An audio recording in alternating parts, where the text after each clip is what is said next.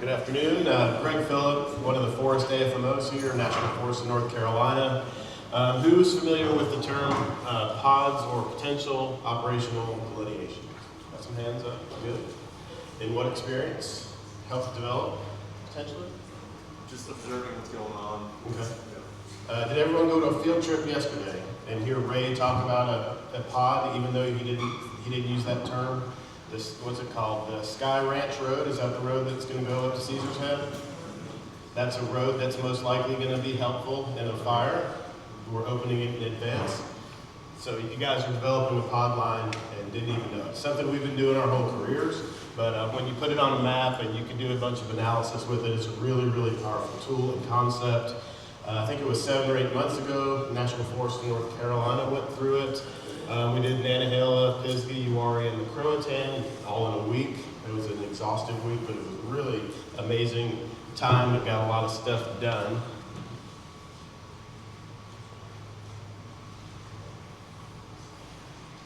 I won't need to talk about that. You can see that. But what it does, we had a meeting, and our fire staff officer asked people to stand up if they were going to retire in the next 5 years, and almost all the fire people stood up. Then, okay, sit down, people who are going to retire in 2 years, half of those people stood up. And so there's all that organizational knowledge that's in their heads that could be gone. This is a place to get that stuff locked down in a in a spatial reference. And so that, for me, that institutional knowledge that's locked down, I think is one of the biggest benefits that we got out of this. Yeah, we looked fire big picture. Pods are a starting point. That's not locked. It doesn't lock you into anything. And there's a time once a year you can edit them if you didn't like what you did, or you had a fire that tested your concept and you picked the wrong one. So it's not a barrier. It's something that you build and you can improve when you need to. Strategic fire management. I'll just skip to the bottom. Best ridge versus the next ridge. Highest probability of success, right? That's what we're thinking about. If you're going to put people's lives at risk, you want to give them the best opportunity to be successful at it. So that's kind of the mindset when you're picking these places. And natural barriers, so roads, creeks. What else do we have in the southeast that's a great natural barrier for wildfire? We do a lot in the spring, sometimes in the fall. Big burn units, yeah. So so we had a team of Western folks who are used to the natural barrier piece, but then as they visited our districts, and FMO says, well, I've got 60,000 acres of prescribed burns shell stock in NEPA, so let's start populating those areas. Those are lines that you put on a map for a burn, so that dang well better work, right? So then also that gave us a head start building those pods with those burn lines.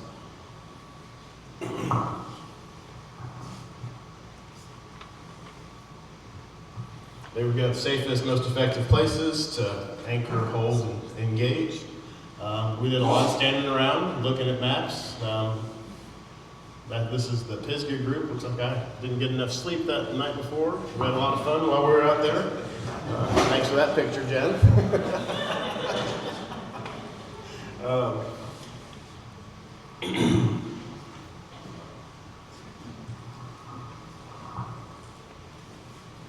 They're places that we can succeed. We talked about that. Okay, so how did we draw pod lines? Local knowledge. So we have, we even brought some retirees in on certain districts that left that could be critical to the mission, that just knew every nook and cranny of the districts. Identify the control features, and that's back to what I talked about before. Do your easy GIS stuff, pick your roads, pick your rivers, add your burn blocks to it, and then you're just connecting those pieces in there. In this process, and you can just see it out of this snippet, the grandfathers in the blue, Appalachian districts in the yellow.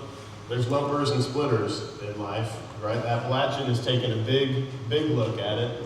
Whereas the grandfather, you can pick out some of the prescribed burns just out of the shapes. I see Dobson Knob right now where the fire is that they had yesterday. So there's not a right answer, right? The fire manager gets to pick how they want to do it, and Appalachian took the chunks as a whole, and then as they get as they want to dive into those pods, they can dive further into it. And that has to do with that refinement of the data. And then working across boundaries, you can also see that we don't stay on the green. You can't always stop a fire on the boundary line. So some districts have Wildlife Resources Commission, North Carolina Forest Service, Park Service folks were invited. So yeah, definitely have to do that across boundaries, and then share this with your partners.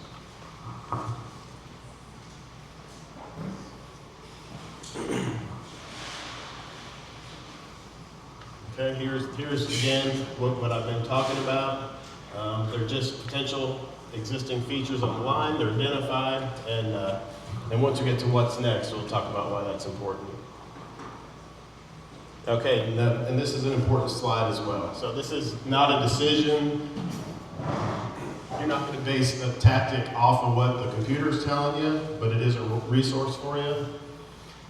It's not where you're going to go for every fire, and it's no replacement at all for local knowledge. Now, it's a helpful tool to have with you, but you know, if you have a chance to get after a fire and get it smaller than what the pod line is, then by all means, if you have the resources and the time and it's the right decision to make, then you can do that. And then that would be a good opportunity to potentially refine that pod line even into another section.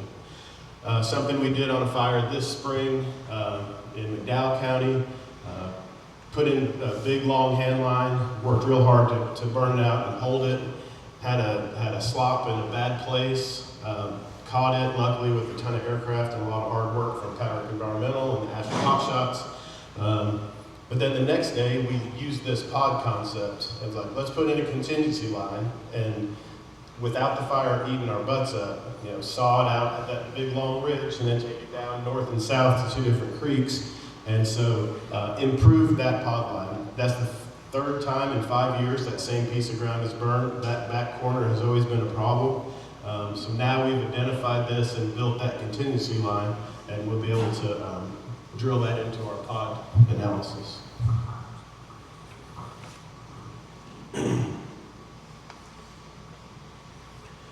So now that all this stuff is built, you can access it through the RMA dashboard.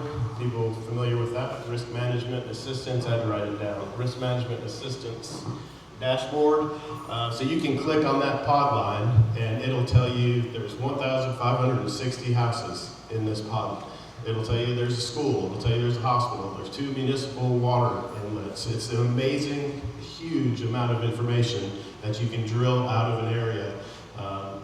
And then when you get questions from elected officials, we can answer real quick, can't we, Kevin?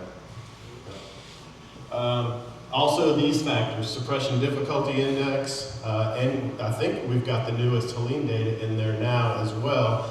So it'll give you a score of how hard putting a fire out in there, just so you can help prioritize where you might want to do your work.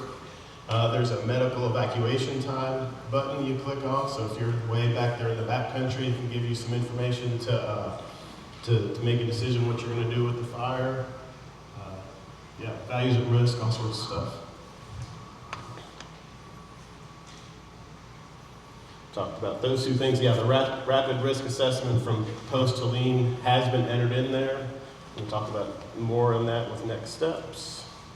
I talked about using the burn blocks as areas to use. Applications. Here's what I like about this. You can break your district into 37 blocks. You can prioritize where the most important work is. It can sometimes be difficult. This gives you a way to put numbers to it and figure out where you want to work and what you want to do with. When you have resources, you can say, hey, Juniper, take your crew to pod 13 and go ground truth it, look at it, see if there's some improvements you can do. You can assign work. You can do all sorts of stuff with these pods. We're gonna have the team that came out. There was about 5 people. They had a team leader. They had a GIS specialist, a public information officer, a fire operations type, and then they worked with all of us to build all this stuff. And we are next week going to work with them for that's just how many miles. I want to go to the end. Well, Here's a picture of all those pods. We sort of talked about that earlier. Here's what it looks like in the risk management assistance dashboard. And so you can click on the layer list on the side, and it'll give you this box on the right with all those numbers of everything. Pretty impressive bunch of information. So we're going to have a session next week with those team members, the quantitative wildfire risk assessment, where we're going to drill in a little bit deeper on what the risk is in each of these pods and help with that prioritization piece. They're going to help us develop a pod atlas, so you'll have a book you can have on your district of what your pods are and where they are. It's going to be helpful for incoming resources. It's also a really important tool if you're going to have a complex incident management team come in and your fire, is in these pod areas. They can, this part of their situational awareness before they can even come to your fire. They can look at it from home and learn a whole lot about that area and what their assignment may look like. So we're helping them have success as well. I talked about locking down that institutional knowledge, using this as a prioritization tool. This could also kind of guide where your NEPA folks are going next. If you know where your highest priority place is, that's where you should put your analysis in to start your next group of projects to help do better with that. And that was it for the slideshow. Let me just check my notes.